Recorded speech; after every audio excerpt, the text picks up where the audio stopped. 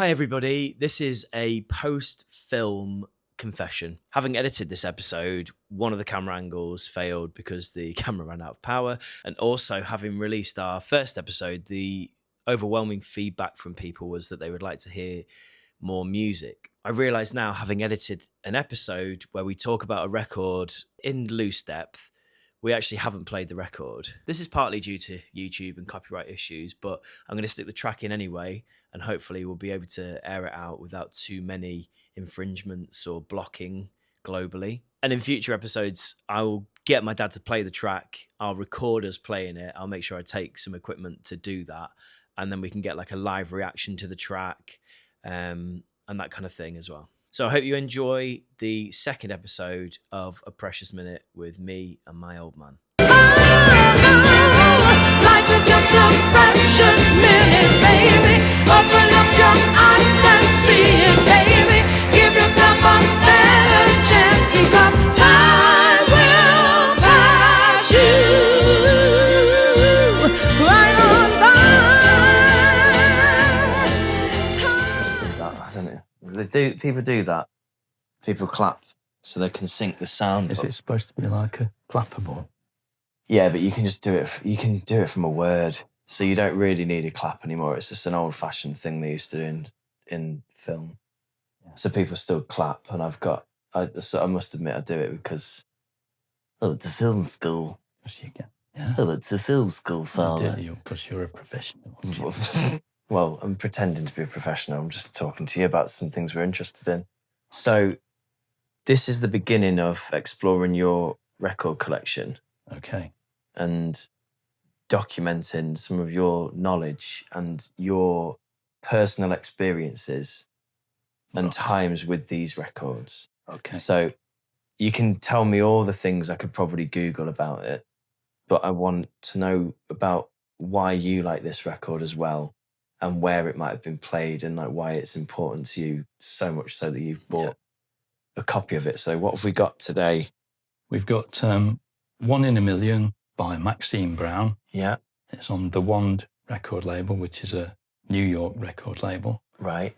And it's one of the sounds that I really like. It's starts off with a bass playing. Yeah. And builds up, and it's got a good dance music, it's good song. Yeah. Can you remember one of the first times you would have heard it? One of the first times I would have heard this would probably have been at Samantha's. I don't think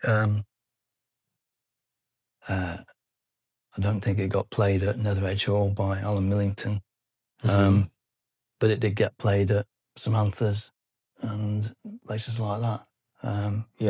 The other places I would have heard it would have been Wigan Casino, of course. But yeah. So the first time you hear a record that you like, are you often on the dance floor? And is it like, you know the ones you hear every week? Is it like, oh, that's a new one? Yeah. What's this new one? Yeah. I need to know what the name of it is. How do you find out? Well, they would usually, the DJ would usually, in the beginning, when I first started going, they would introduce the record and tell you what it was. Right, okay. But because records started to get bootlegged, people could then, if they got the information of what it was called and what label it was on, and who it was by, people would be able to go and find copies or whatever. Yeah. So, and also people would be able to bootleg them with the proper artist name and title of the song, and the label it was on. They'd be able to do it, maybe not in exactly the same design as the original label, but we wouldn't have known what the original label looked like if there weren't many copies of it about. So if you got a popular record that's been played quite a bit and it was quite popular and everybody knew who it was by, it could be bootlegged quite easily. Yeah.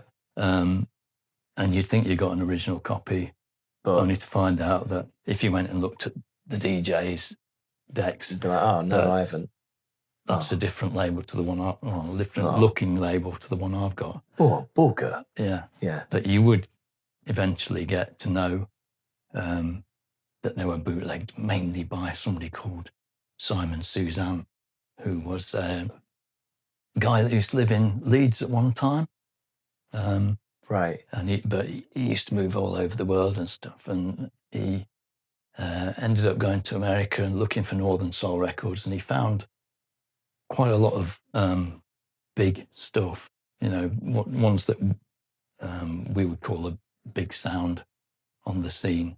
He would discover a lot of these, but then he would, once they got popular with the crowd, people were clamoring to get that record, he would bootleg it. And press, like, he always used to say he always pressed at least 5,000 copies of things. So that would flood the market at, at Wigan or wherever it was. And everybody would buy it because they wanted a copy of that record, thinking it was an original. It became less, I guess they became less special then because everybody could have it, so you could hear it in DJ sets. As soon as they got bootlegged, the DJs would stop playing that record. And they'd probably sell the original for, a few quid to some lucky guy. Who years later would, if it was a rare record, it'd probably be worth about 4, 5, 6, 10 times more than it was when they bought it.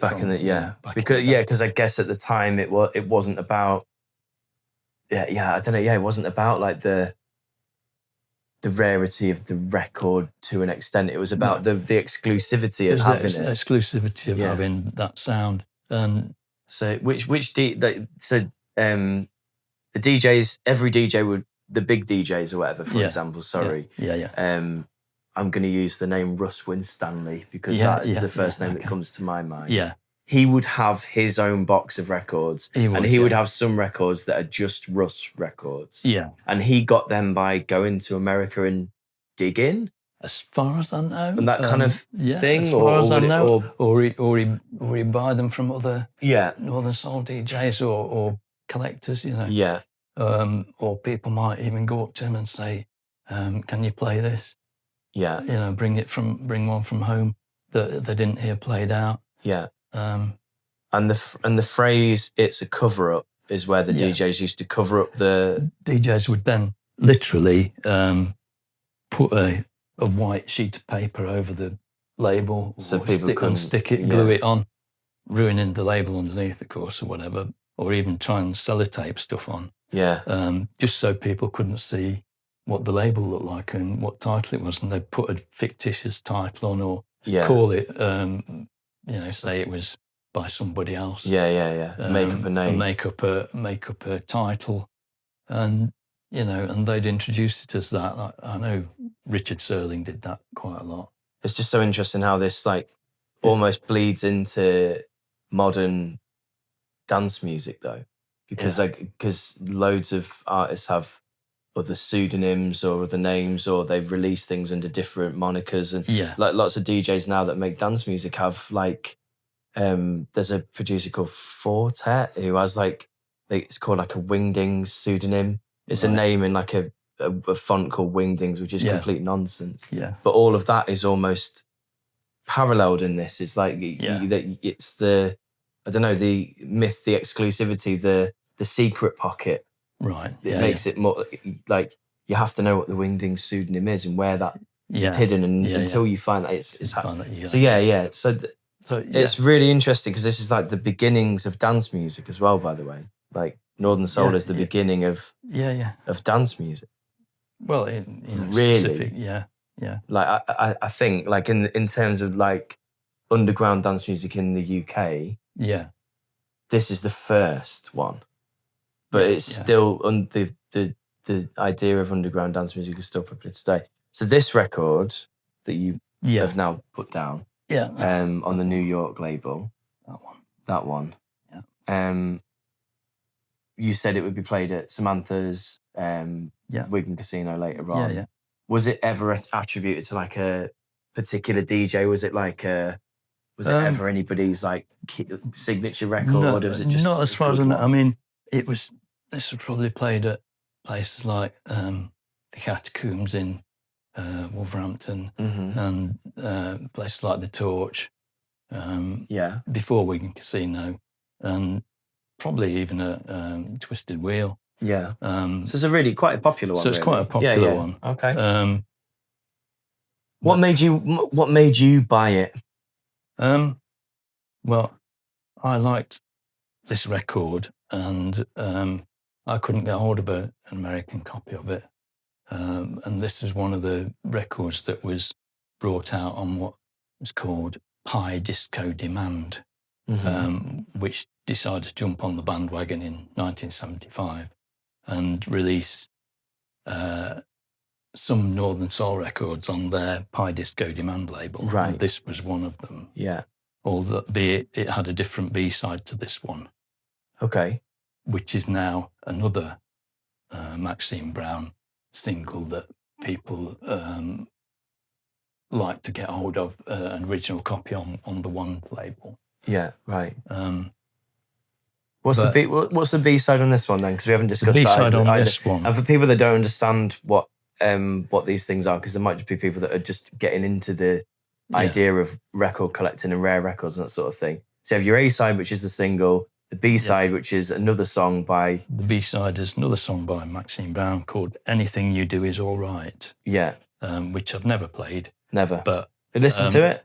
But I should listen to it, because all Northern Soul collectors should always turn the record over and play both sides in case there's another great Northern Soul track on the other side. Yeah, because I guess you just don't know, right? Because you don't know, do you? Yeah. You know, and I never turned over the Pi Disco Demand one. Yeah.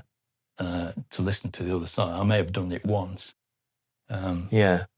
But I mean, you know. Has that gone off? Oh, maybe. It's fine. We've got that one on. Yeah. Okay. Doesn't matter. Anyhow, you have to cut that a bit. I'm sorry. Yeah.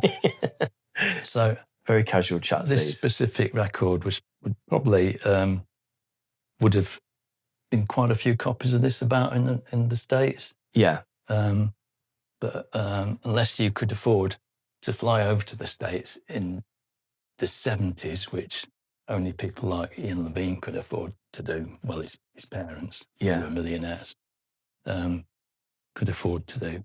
It was very expensive. It's like 500 quid or something like that in those days. Wow.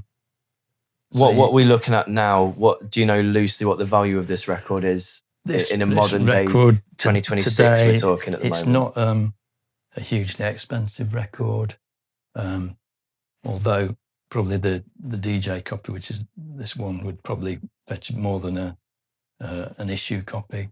Right. But probably 30, 40 quid. Okay, nice, yeah. Something like that. Some people would say that's quite an expensive record for a single, but you know, 30, 40 quid. Yeah. In Northern Soul terms, that's not too bad. As we go through these, that's very reasonable, because we're going to get some later on that are, you know, cost a little bit huge. More than that. Yeah, a little bit more than that. Yeah.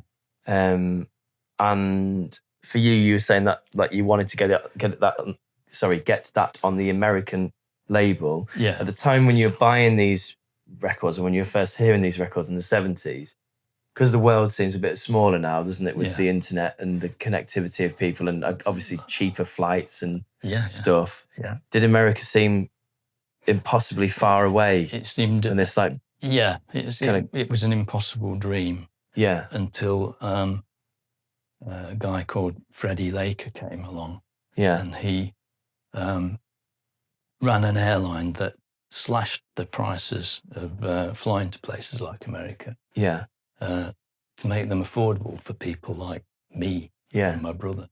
Yeah. And so we actually went to America in 1982. Yeah. On the Freddie Laker plane. And it was amazing. But did you get to dig for any soul when you were out there? Didn't really get to dig for any soul when I was out there, unfortunately. Well, then the goal of this little video series would be nice to culminate in us both going to America to try and find some original rare soul records, although they might have all been found by now. Well, yeah.